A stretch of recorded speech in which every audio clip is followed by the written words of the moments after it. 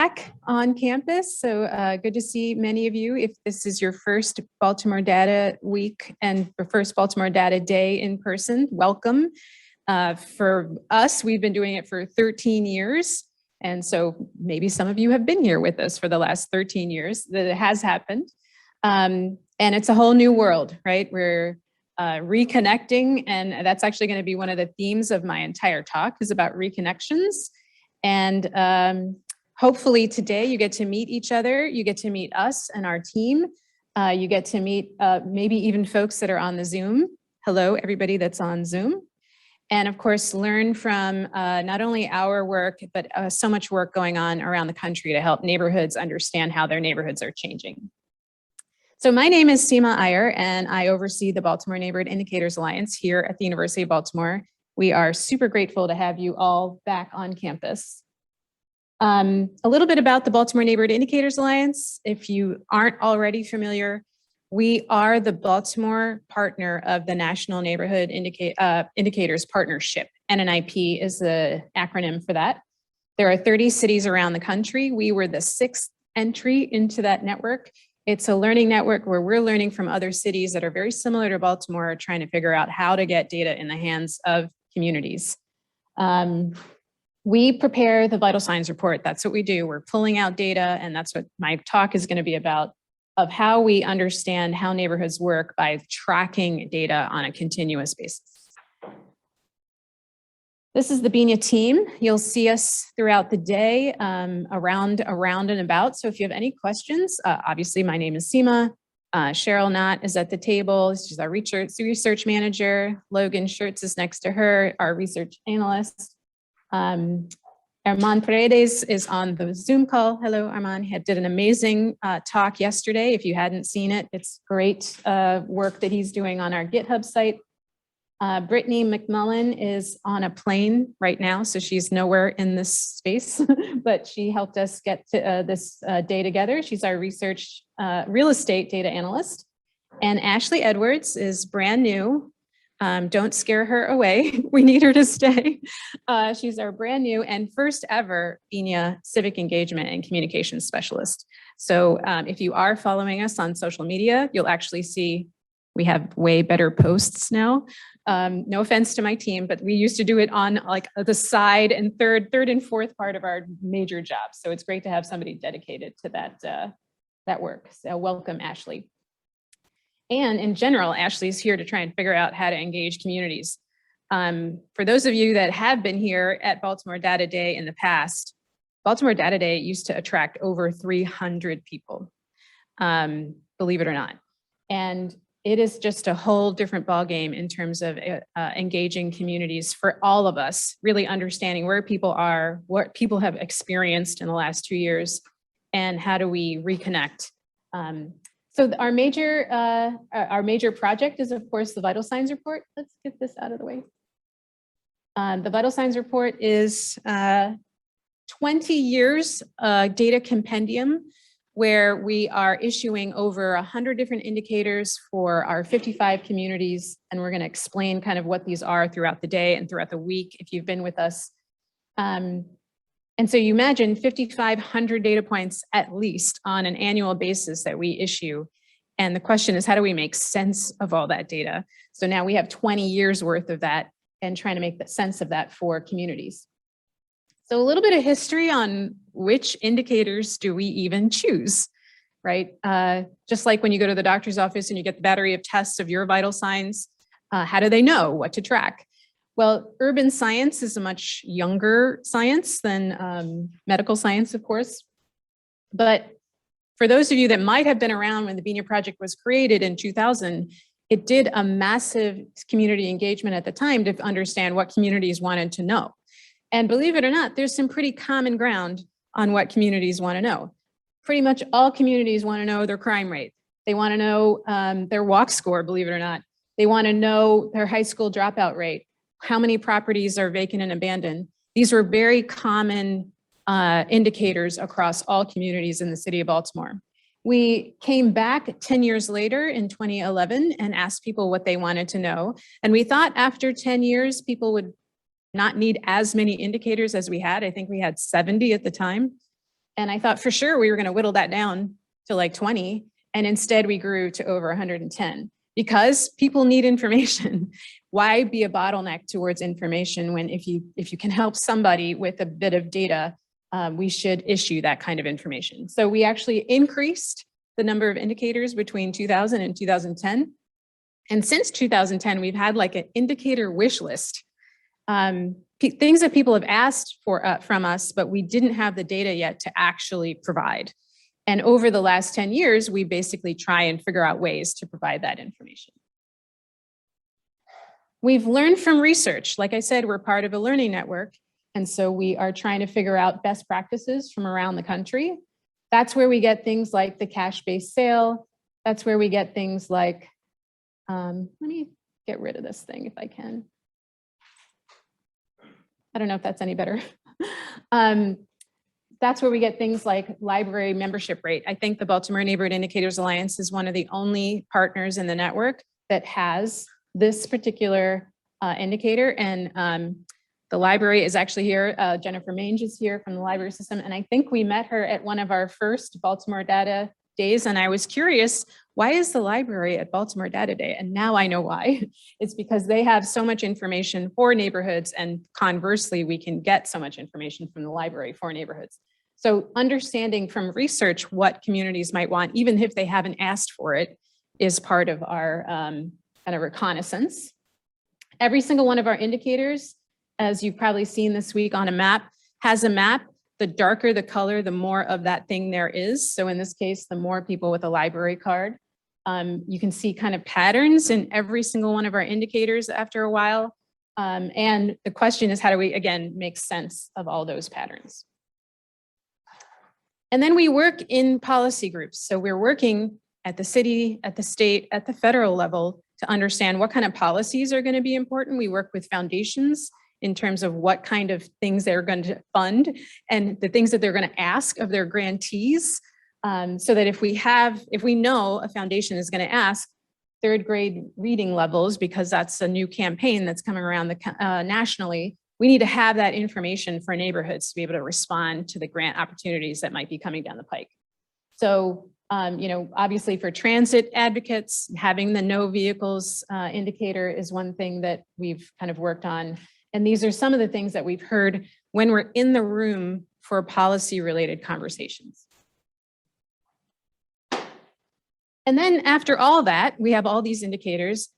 We track it every year. So our team every year putting out every edition of the vital signs report, we essentially have this veritable stethoscope on neighborhoods. So I want to walk you through what we have been looking at for the last 10 years and kind of take a mile in our shoes, because once you've seen what we see, it's kind of hard to go backwards and hard to not see what we've seen. So this is our main website, about binijfi.org, if you haven't been on it yet. Every single one of our indicators has its own landing page. And I'm going to start off with kind of some interesting things that we found with respect to affordability in rent. If you are spending too much of your income, all of our indicators tells you what topic it's under, what the source is, what years we have, and then the definition of that indicator.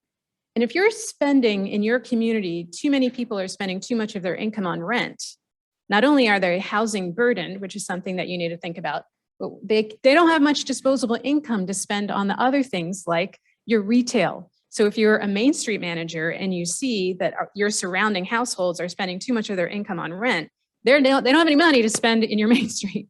And so thinking about how can the Main Street actually support housing burden reductions is a way to continue to leverage your resources within your own neighborhood, just by way of an example. So in general, again, we're watching these trends, right? The Vital Signs is here specifically to help us all look at trends.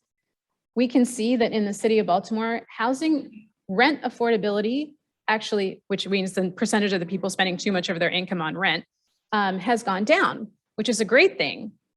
And then the question is, obviously, this is very different experience in different neighborhoods. So let's look at where rent affordability came down the most, and that's in places in the Northeast. Am I going to get to Hamilton? Yeah.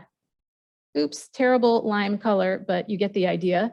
Hamilton has seen a dramatic reduction in the number of people that are spending too much of their income on rent. And guess what? This is exactly where the Main Street is, right? The Lauraville Main Street area. So actually I can click on Lauraville, and I think the same thing happened here. You're watching me do this live, which is awesome. There you go.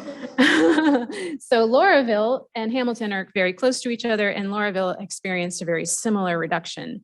And they have that Main Street. And so the Main Street benefits from this, this kind of housing related income and expenditure. Unfortunately, you know, even though the city saw this kind of slow decline in housing affordability on rent, unfortunately, not every neighborhood is experiencing that same trajectory. Oh, back to my lime green, sorry. But this is Edmondson Village, and you can see Edmondson Village actually saw a dramatic increase in the number of people spending too much of their income towards rent. And what else is in Edmondson Village? The Edmondson Village Shopping Center, which looks very different, unfortunately, from the Lauraville Main Street area. And this is related, obviously, to the housing stock. It's related to the nature of the housing markets.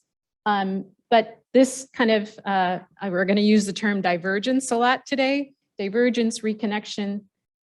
This diverging experience is everywhere in our city, but there's actually a pattern to it. So here we were up on the Northeast where we saw a reduction, and here we're in the Southwest where we saw an increase. All right, so that's our first one. But you can kind of do this with every single indicator, unfortunately. So we're going to go to vacant and abandoned housing, which is probably one of our most famous or infamous indicators, and look at the housing trends here. So obviously the scale here when you first come in is really tiny, but technically the city of Baltimore did go down in vacancy from 7.9 to 7.7. Very exciting, but in general, it's a pretty flat line. And what happened in, you know, areas of the city where we saw massive reductions, the biggest neighborhood that saw a reduction was Old Town Middle East. Wow, we really like lime green on this thing today. It's a dynamic color generation, but whatever, lime green is our theme today. But Old Town Middle East obviously saw the biggest reduction in vacant and abandoned buildings. This is the area around the Johns Hopkins Hospital, EBDI area. So there's a concentrated effort on what effort is maybe something that is normative to different people. But then unfortunately, in areas like Sandtown Winchester, we saw practically no change at all in Sandtown Winchester. And Sandtown Winchester is one of our, you know, neighborhoods that saw a lot of distress in this decade. But then also right next door to Sandtown Winchester today has our highest rate of vacant and abandoned property, which at the beginning of the decade, it was Old Town Middle East. Right next door to Sandtown Winchester is Upton. Yay, I got a different color than lime green. Is Upton Druid Heights, which was a little bit higher, and Upton Druid Heights is right next door to Sandtown Winchester, a little bit higher at the beginning of the decade, and has seen this steady decline in vacant and abandoned housing. Significant. It went from 35 to 27%.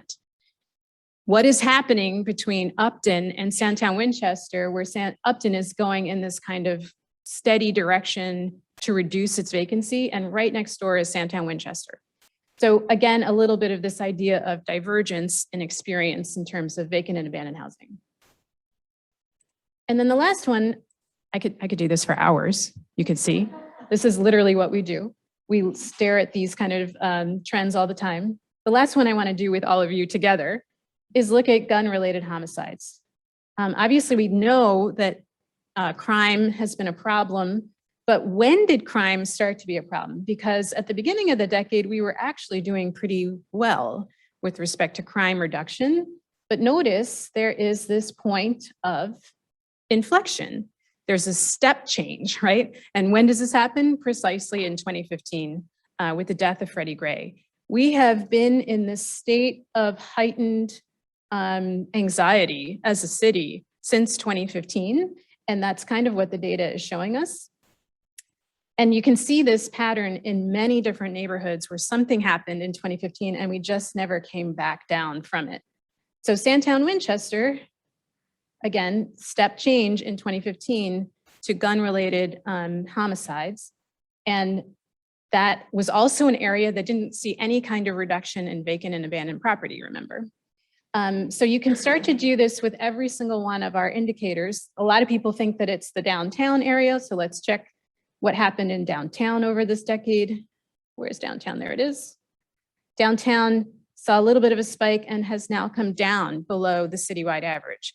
So thinking about where things are happening and the level of neighborhood distress that might be causing these indicators, this is what the data is here to help us see. And this is what our team has been working on for many years. All right, let's go back.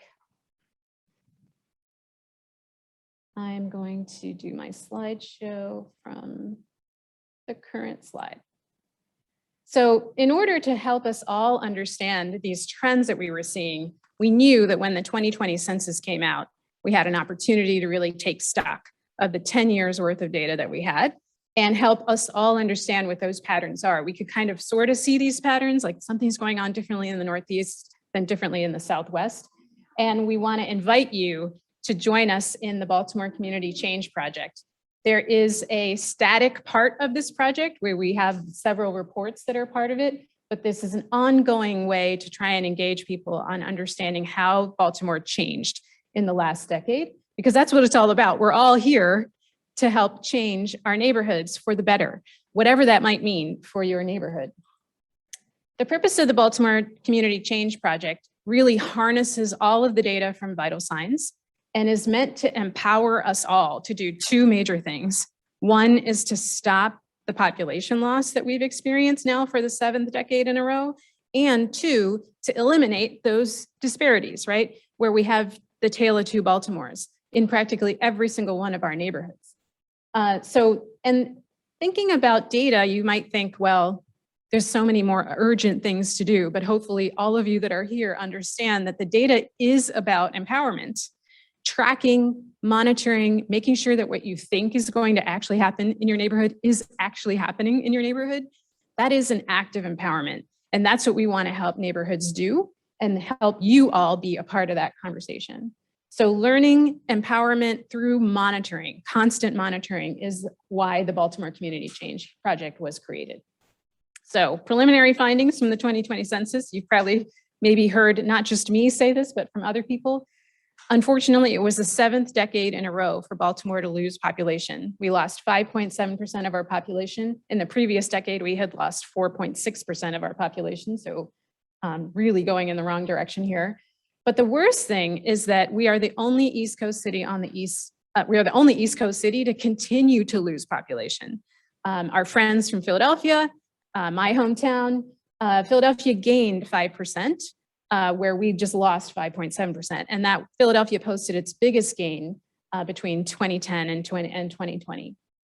And in general, the 2010 to 2020 census, metropolitan areas were the winners, were the big winners of population growth. And in fact, rural areas experienced the worst population decline in our nation's history. So this idea that urban areas just die is just not true. Nationally, it's not true here on the East Coast, and Baltimore no longer needs to be in this company of urban population loss. Every city on the East Coast gained population, including Richmond, Newark, New Jersey. Who's from Newark, New Jersey? What is going on in Newark, New Jersey that's not happening in Baltimore? No offense to Newark, New Jersey. But we have such excellent locational advantage, and we have such excellent resources that decline should be coming out of our minds. It shouldn't be this way. And the question is, how do we get out of it? Let's see, did I do this right? Okay, so even though we saw this population decline, we all know, for all of us who are here locally, that we see variation in that one indicator, whether your neighborhood grew or whether your neighborhood declined. So this pattern of growth right down the center and a little bit obviously going around the water and a little bit here on the southwest side. This pattern of growth, and unfortunately the pattern of decline, which is what Dr. Lawrence Brown from Morgan State University calls the wings of our city, predominantly areas of color, which we're going to talk about. This pattern is a recurring pattern. This is the exact same pattern that we saw between 2000 and 2010. 44 out of the 55 communities in the city of Baltimore experienced the same exact trend 2 decades in a row. You grew in the last decade, you grew again. If you declined in the last decade, you declined again. Anybody an engineer in the room? If you see a recurring pattern, there is something predictable happening underneath it. It is not a mystery. And the key is to try and figure out what that predictable set of systems is. And that's what the Community Change Project is all about. So we're going to go into the Baltimore Community Change Project. There's maps associated with everything. You can see way more about, that relationship. Ooh, sorry about that. I'm just clicking all over the place. You can see much more about the relationship between the 2000 to 2010 and 2010 to 2020.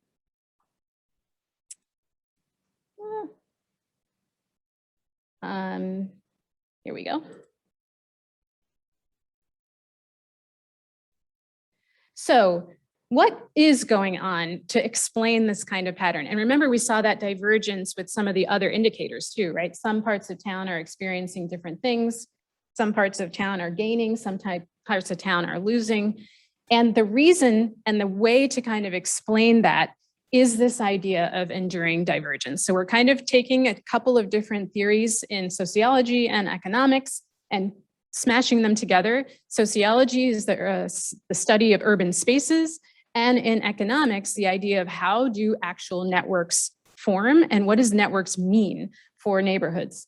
So the same neighborhoods that grew again. Cities are realizing what are called predictable network effects. It's the same recurring pattern. We don't want this pattern to happen in 2030, and so we have to disrupt it now. Can I what? Oh, did I not share my screen? Thank you, Logan.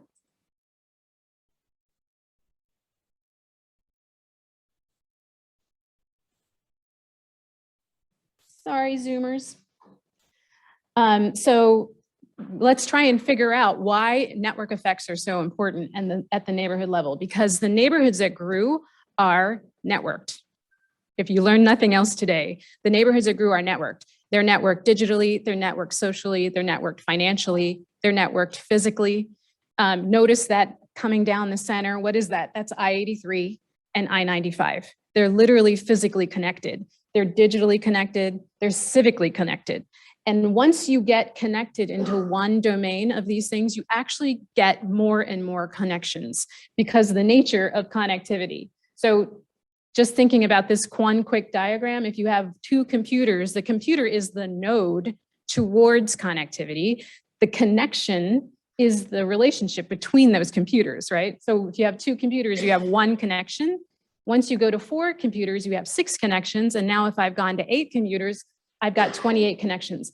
And this thickness of potential permutations of connections, that's what drives innovative places. That's what drives innovative ideas. That's what drives knowledge creation.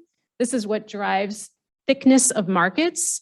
And I don't just mean kind of retail markets. I mean markets of ideas, markets of people, markets of civic engagement. And it's hard to measure, right? This kind of thickness of engagement. But this is what we want in every single one of our neighborhoods. We want neighborhoods to know each other. We want the neighbors that live in the houses to shop at the main street. We want that interactivity and interconnectivity to happen within neighborhoods. So neighborhoods that declined are isolated on one or more of these domains. They're isolated digitally, physically, civically, and socially, and financially. And unfortunately, that isolation is disproportionately impacting neighborhoods of color. And I don't mean historic neighborhoods of color. I mean neighborhoods of color today.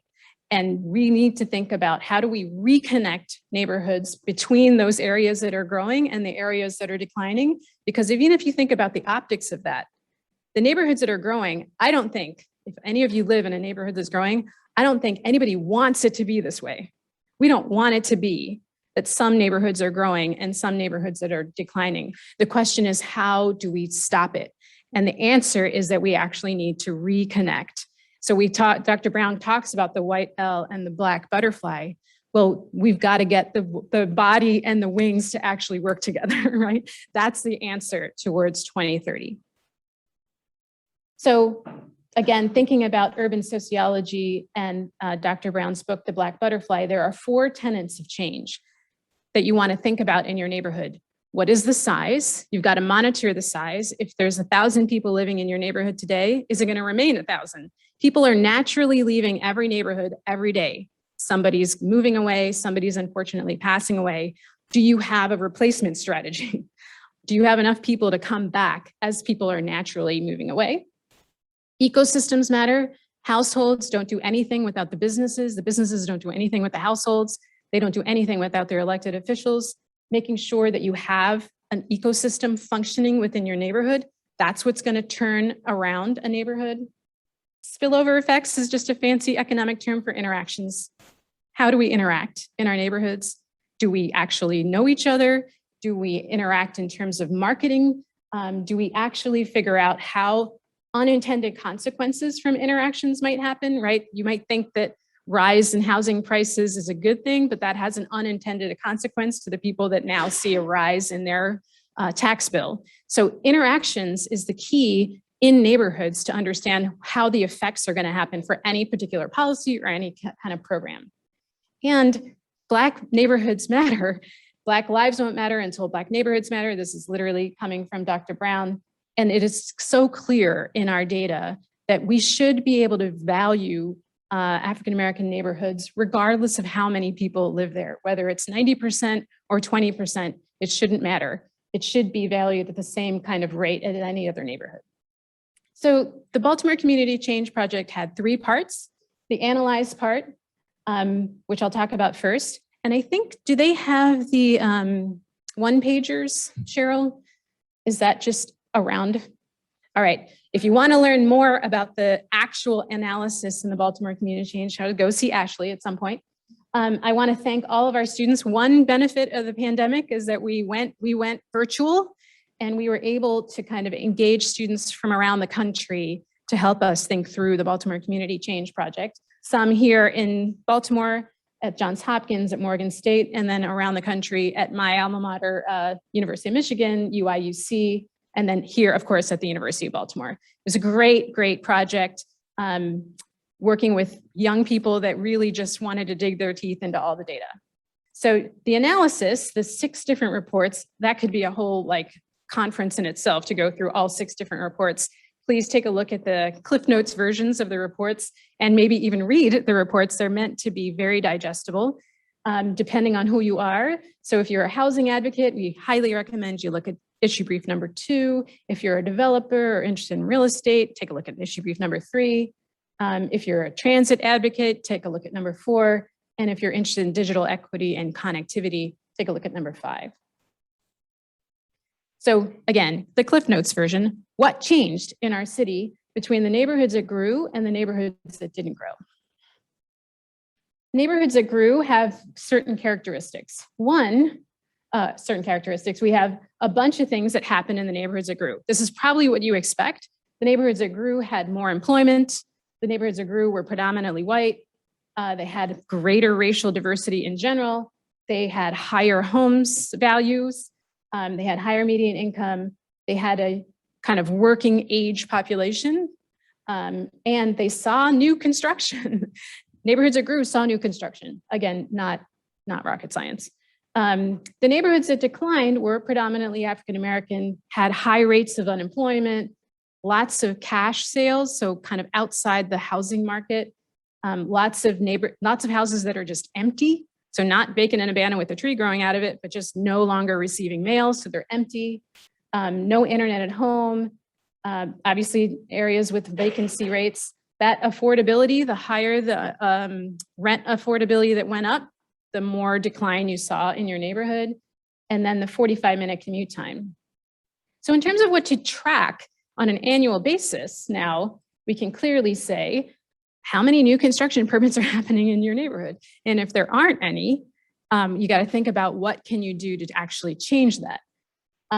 Track the no mail. That's coming out every year on the vital signs report. And if you see that going up, so Mondawmin Mall area and the greater Mondawmin neighborhood saw the greatest increase in this indicator than any other neighborhood in the city. And this is exactly where the Target went away, right? Because those are potential patrons that might have been actually been able to go to the Target. And the 45-minute commute time. These are things that you can all track. How did communities change? The growing communities saw an increase in voting, right? Civic engagement. We saw number of kids. We actually see people coming into the school system in the areas that are growing because they're coming with their kids. And this is interesting. We actually saw an increase in African Americans. So even though they were predominantly white, they became less white in this decade because African Americans are doing what everybody else is doing. They're moving to places of opportunity, whether it's inside the city or outside the city. And the places that are growing inside the city are places of opportunity, regardless of race. Check the places that are declining, of course, that no mail came in both. We see kind of other areas of distress, increase in overdose calls, increase in Part 1 crime. Shockingly, an increase in the number of people with a library card, which is interesting, also because those were areas with low digital connectivity. And so the library becomes that one place where they can get access to the internet. So again, lots of information in the reports. We're available to answer all kinds of questions, but what do we have to do? So we know what changed.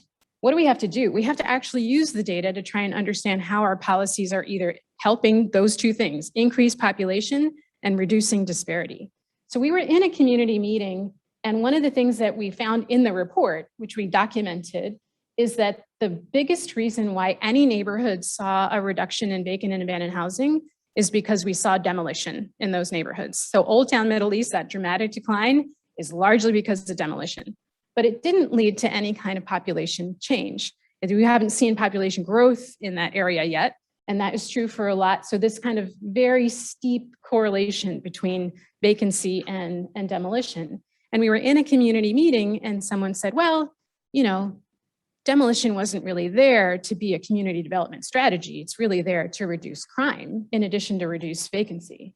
So we checked in the meeting together, which you'll see. And unfortunately, demolition has a positive relationship to gun-related homicide. In the neighborhoods that saw significant demolition, they actually saw an increase. Remember, in that gun-related homicide indicator that I showed you at the beginning. We've got to unpack this. We've got to figure out what happened in Poppleton that saw a lot of demolition, but also saw an increase in gun-related violence, because the demolition didn't come with any of the things that we need, which is to reconnect neighborhoods. It didn't come with any kind of community development experience to go with it. So this is what we need to do. We need to reconnect neighborhoods and really think about the work that you're doing. Is it actually taking that next step for the connection? Remember, putting the computer there is not the connection. It's connecting that community, that computer, to other things that we actually need. So connecting digitally, not just about the device, it's about teaching people how to use the device, right? That's about connectivity. Physically, it's not just about any particular stop on any particular line. It's making sure people use that stop and use that line. Socially, can we actually bring communities to cross lines? Can Upton and Bolton Hill, that are right next door to each other, figure out a way to work together? Because some neighborhoods have things that other neighborhoods don't. Financially, some of these neighborhoods are outside of the housing kind of market. Can we get them connected to not only home ownership opportunities, but home ownership opportunities in neighborhoods with other kind of resources? And civically, you know, that voting indicator is a really good indicator of how civically engaged people are. And obviously we're in an election cycle, making sure that all of our communities have access to resources to vote. So the second part of the Baltimore Community Change Project was communication. All of this information is on that hub site, which we welcome you to take a look at. There's so much information on our community change. The reports are there, all of the data is there, the maps are there, the webinars that we had are there. And this is just an example from our Tableau dashboard, which one of our students here at the University of Baltimore, Zachary Clayton, did. All of our indicators tell you exactly which indicator, which neighborhoods grew versus which neighborhoods declined. You can take a look yourself and answer your own questions. Well, what is the relationship between demolition and housing sales, if you want? You can take a look at these relationships and then hopefully help you explore on your own. And then all of the maps also are online. This one is about the relationship between the historic HELOC map, a little bit busy for you to see, but underneath is that change, right? The blue areas that grew, the red areas that didn't. And we are talking about a near reversal of fortune. The areas that were redlined in the past are predominantly blue today. The areas that were blue are almost exclusively red. We don't need to be talking about historic redlining. We need to be talking about current redlining. We can learn from the past, that's for sure, but we have things that are happening right now that are impacting neighborhoods like Ashburton and Howard Park. Hello, Mr. Campbell, and who's from Ashburton. So we have to look at this divergence that we are doing right now to each other. We have a little bit of analysis of the areas that were redlined in the past are our growingest neighborhoods today. That includes Canton, Locust Point. I'm almost like a vigilante telling people to stop talking about historic redlining because that includes the areas that are today our wealthiest communities. Let's talk about current redlining and things that are happening that impact neighborhoods today. And then we finally had Engage. This was fun stuff. We have a whole night, we have a whole bunch of trivia questions at lunch. If you're still here, we are gonna kind of test drive you on some Kahoot sites on our trivia. Logan and Cheryl, and we had help from the library system, came up with all these questions that I can't answer, which is all great, all Baltimore trivia. We engaged people in thinking about in the last decade, what did you do? Lots of communities are doing work all the time. We are all trying. It's not necessarily leading to the outcomes that we want, but that's not for lack of trying. So we asked people what they've been doing for the last decade. And then we had our community summits, which were fun. I don't know if anybody was here at a community summit. I think Angela's here, she's one of our facilitators. I think they were fun. They were small, mighty conversations about what people want to do. So we talked about what happened, what do we need to do? This is about what communities actually want. Sorry. We heard a lot of immediate issues. People are very concerned about very visceral and immediate things: trash, homelessness, shootings. Those are the things that were top of mind on people's list. But then beyond the immediate things, people were very concerned about transportation, housing, and how are we going to change the trajectory of our neighborhoods. So this is what communities want. This is kind of our debuting of our solutions database. Hopefully it works. Thanks to Logan and our students, Teresa Dunn, putting this together, and Katie Economo. So this is everything. We had 108 solutions that we deduplicated. There were some cases where people said the same thing across 2 different neighborhoods at 2 different meetings, and that was exciting. So we had 108 different solutions. And then we have also all of the existing citywide plans and the actions that are in them. So the Baltimore Together report from the Baltimore Development Corporation, we have the mayor's tracker, we have the Upsurge report, which maybe some of you are a part of. If there's any other citywide plan that we can add, those all include about 479 different strategies. I'm going to do a very quick demo on how to use this solutions database. It's a little clunky, but the idea is there. So you can search the community solutions, the actual solutions. You can search topics, you can search neighborhoods if you want to see which neighborhoods people had solutions for. You can search the community solutions, and I know what to search for, so I will search for live. We had one strategy that Megan Cardoza, is she here? And Amber Jones in 2 different meetings said, from Pigtown and Care on 2 different sides of the city, said that we want to establish a work where you live program, not a live where you work program, where you're already working somebody and it's the other way around. so that where people live, we try and figure out how to connect them to jobs that are close to where they live. So that is an exciting kind of solution. And then you can check to see if any of the citywide plans have something similar to that. So I just did a search for live and work. And right now there are no results, but this is the idea to think about. The community has offered up a solution. Can any of our citywide plans, and Sarah's in the back thinking about the comprehensive master plan, can any of our citywide plans actually either take some of these solutions on or figure out ways that they can do it in the interim? Another kind of quick example, which I will go back and unselect these things, reset. Let's see, I had one cool thing that came up was TIF. TIF stands for tax increment financing, and we had some interesting ideas around how to use a TIF. Let's see, am I gonna reset this quickly? Maybe not. I'm gonna reload the whole thing. I think it's underneath this thing. So if I do a search on TIF,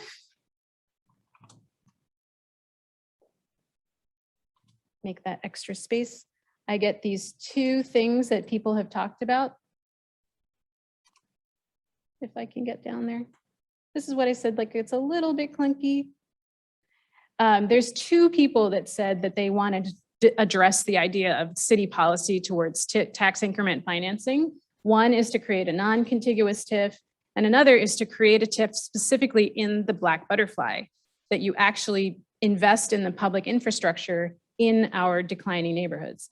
And then we looked for TIF in the citywide plans, and we didn't see either tax or increment or financing as one of the keyword searches, but maybe this is something to think about when we talk about other plans. There were cases where you actually saw a solution that the community came up with that were in the community plans, and that's the kind of connection that we want to try and make.